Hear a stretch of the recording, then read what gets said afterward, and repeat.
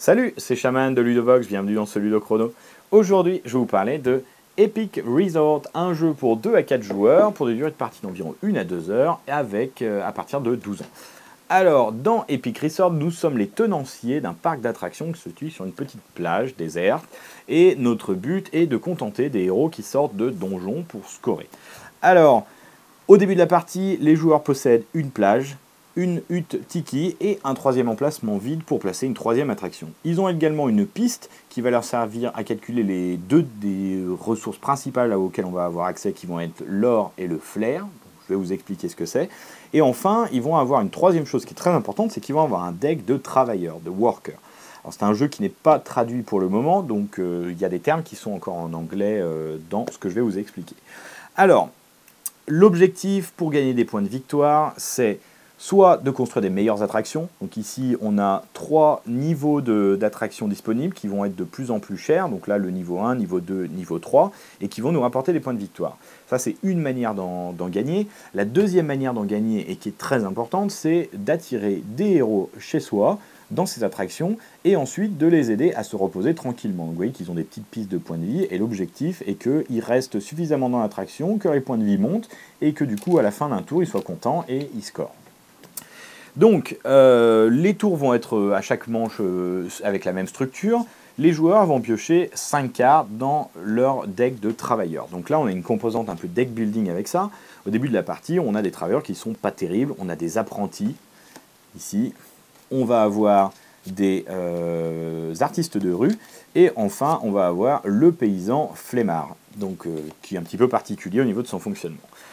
Donc, première chose qu'on va faire, c'est qu'on doit assigner des travailleurs à nos attractions. Donc là, par exemple, je vais faire correspondre les symboles. Donc j'en ai un ici, donc c'est bon, on s'occupe de ma plage. Et maintenant, je vais mettre un apprenti ici au Tiki Hut. Je pourrais en mettre plusieurs, mais là, imaginons que je n'ai pas assez de travailleurs pour m'occuper de ma hutte Tiki. Et dans ce cas-là, en fait, ce qui va se passer, c'est que pour chaque symbole qui me manque, je vais perdre des touristes. Tout simplement parce qu'ils ne reçoivent pas leur cocktail, ils sont perdus, ils ne trouvent pas le chemin des toilettes. Une fois que c'est fait, on va regarder la carte qui est devenue visible juste à côté du meeple le plus à gauche, et ça nous donne une valeur en or. Donc là, je vois 2 et 2, donc j'ai 4 or qui va se cumuler. En gros, plus mes attractions sont pleines, plus elles vont ramener d'argent. Et enfin, le flair, c'est la capacité à attirer des nouveaux clients. Donc là, 1 plus 2, 3. J'ai 3 en flair. Le flair, c'est quelque chose qui va fonctionner à l'inverse de l'or, c'est-à-dire que plus mes attractions vont être vides, plus ça va attirer des gens, parce que les gens savent que du coup il y a de la place dans mes attractions, qu'on ne fait pas la queue, et que donc c'est intéressant. Une fois que tout le monde a fait ça et ajusté ses valeurs, on va commencer la phase principale qui est le développement. On a 4 actions disponibles, et à chaque fois, un joueur va faire une action, puis le suivant, et ainsi de suite. On revient, on peut refaire des actions tant qu'on le souhaite, jusqu'à ce qu'on passe. Le premier joueur qui passe récupère la carte Arbor Master, qui est le premier joueur, tout simplement, et voilà. Dans les actions dispo, on peut upgrader ou acheter une nouvelle attraction. Donc là, par exemple, je ne sais pas, c'est le bassin de la flamme du dragon. Donc je pourrais très bien l'acheter, ça coûte de l'or, et le placer ici. Donc du coup, il serait vide de touristes. Ou alors, je peux upgrader une existante. On ne peut jamais avoir plus de 3 attractions en même temps. Ça, c'est ma première action. Deuxième action, ça va être d'entraîner mes travailleurs pour qu'ils deviennent un petit peu plus qualifiés. Donc là, par exemple, j'ai un artiste de rue, je le jette parce qu'il a une capacité entraîner, former, et là, je vais pouvoir choisir parmi les 5 travailleurs disponibles. Il y a une dizaine, voire une quinzaine de travailleurs différents dans la boîte de base, et à chaque partie, on va en tirer 4 au hasard qui vont être pour toute cette partie. Donc là, par exemple, je ne sais pas, je vais prendre un impresario. Donc il y a des capacités particulières quand il s'agit du social ou de la représentation. Et donc là, c'est ma composante un peu deck building. À partir des tours ultérieurs, je vais avoir un travailleur qui est beaucoup plus intéressant que mon artiste de rue.